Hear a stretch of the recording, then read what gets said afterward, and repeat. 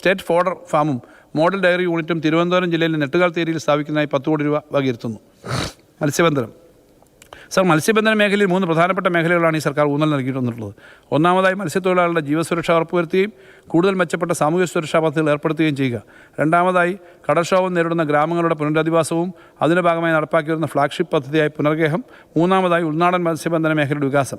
ഇതിനൊക്കെ പുറമെ ഈ സർക്കാർ പൊതുവിൽ മത്സ്യബന്ധന മേഖലയുടെ വികസനത്തിന് വേണ്ടി ഒരു ബ്ലൂ എക്കോണമി നയവും ഒരുക്കിയിട്ടുണ്ട്. സർ, മത്സ്യബന്ധന വകുപ്പിന് 166.31 കോടി രൂപയും ഹാർബർ എഞ്ചിനീയറിംഗ് വകുപ്പിന് 35.31 കോടി രൂപയും Kerala fisheries and ocean studies സർവകലാശാലയ്ക്ക് 37.5 കോടി രൂപയും ഉൾപ്പെടെ ആകെ 239.12 കോടി വകയിരുത്തുന്നു. സാർ, പ്ലാനിൻ്റെ ഭാഗം പ്രധാന ഹെഡിങ് വായിച്ചെന്ന് പോകുന്നതിനുള്ള വായിച്ചാൽ അത് പൊതുവിൽ അംഗീകരിച്ചതായിട്ടൊന്നല്ല. പ്ലാനിൻ്റെ എല്ലാ ഡീറ്റെയിൽഡ് ആയിട്ടുള്ള പ്ലാൻ ഭാഗമാണിത്.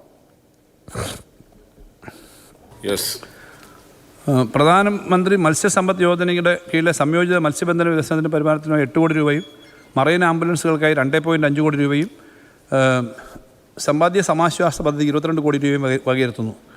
മത്സ്യകൃഷി ഉൽപ്പാദനം വർദ്ധിപ്പിക്കുന്നതിനായി അക്വാകൾച്ചർ വികസന പദ്ധതിക്ക് വിഹിതം 70 കോടി രൂപ വർദ്ധിപ്പിക്കുന്നു. ഇതിന് പുറമെ അക്വാകൾച്ചർ വിപുലീകരണ പ്രവർത്തനങ്ങൾക്ക് 7.11 കോടി രൂപയും വകയിരുത്തുന്നു. കടൽ സുരക്ഷാ പദ്ധതിക്കായിട്ട് 3 കോടി രൂപ വകയിരുത്തുന്നു. തീരദേശ വികസനത്തിനായി മുൻവർഷത്തേക്കാൾ 7 കോടി വർദ്ധിപ്പിച്ച് 183.98 കോടി രൂപ വകയിരുത്തുന്നു. ഇത് തീരദേശ മേഖലയിലെ അടിസ്ഥാന സൗകര്യ വികസനത്തിനും മത്സ്യത്തൊഴിലാളികളുടെ മാനവശേഷി വികസനത്തിനും ആയി 143 കോടി രൂപയും ഉൾപ്പെടുന്നു.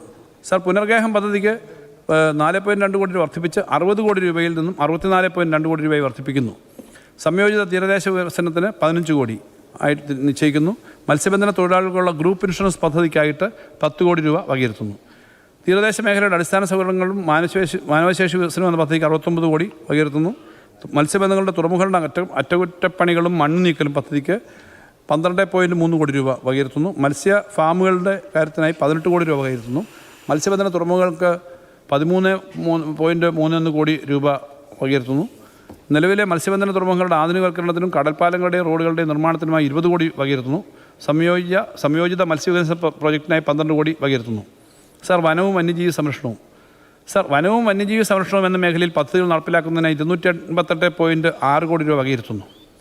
മനുഷ്യ വന്യജീവി സംഘർഷം കുറയ്ക്കുന്നതിനായി വിവിധ വകുപ്പുകൾ ഏകോപിത പ്രവർത്തനം ഉറപ്പാക്കിക്കൊണ്ട് നാം ബൃഹത്തായ മിഷൻ ആരംഭിച്ചിട്ടുണ്ട്. ഇതിൽ സ്മാർട്ട് ഫിസിക്കൽ ബാരിയറുകൾ, മുന്നറിയിപ്പ് സംവിധാനങ്ങൾ, വന്യജീവി ആവാസ വ്യവസ്ഥയുടെ മെച്ചപ്പെടുത്തൽ, ജനബോധവൽക്കരണം, റാപ്പിഡ് റെസ്പോൺസ് ടീമുകളും പ്രാഥമിക പ്രതികരണ ടീമുകളും ശക്തിപ്പെടുത്തൽ എന്നിവയ്ക്ക് മുൻഗണന നൽകുന്നു.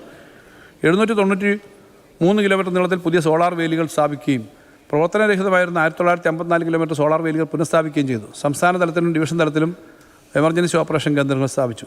വന്യജീവി ആക്രമണങ്ങളെ സംസ്ഥാനത്തിന് പ്രത്യേക ദുരന്തമായി പ്രഖ്യാപിച്ച ആദ്യ സംസ്ഥാനമാണ് കേരളം. കേരളത്തിലെ വന്യജീവി സംഘർഷങ്ങളുടെ നഷ്ടപരിഹാര തുക ഇന്ത്യയിലെ ഏറ്റവും ഉയർന്നവയിലൊന്നാണ് സർ. വന്യജീവി ആക്രമണത്തിൽ മനുഷ്യർക്കും വളർത്തുമൃഗങ്ങൾക്കും ജീവഹാനി സംഭവിക്കുന്ന വന്യമൃഗ സംഘർഷങ്ങൾ കൂടുതൽ ലഘൂകരിക്കുകയും അതിവേഗം ഫലപ്രദമായ പരിഹാരങ്ങൾ നടപ്പാക്കുകയും വേണം. ഇതിനായിട്ടുള്ള വിവിധ പദ്ധതികൾക്ക് മുൻവർഷത്തേക്കാൾ 29.6 കോടി രൂപ വർദ്ധിപ്പിച്ച് 100 കോടി രൂപ വകയിരുത്തുന്നു.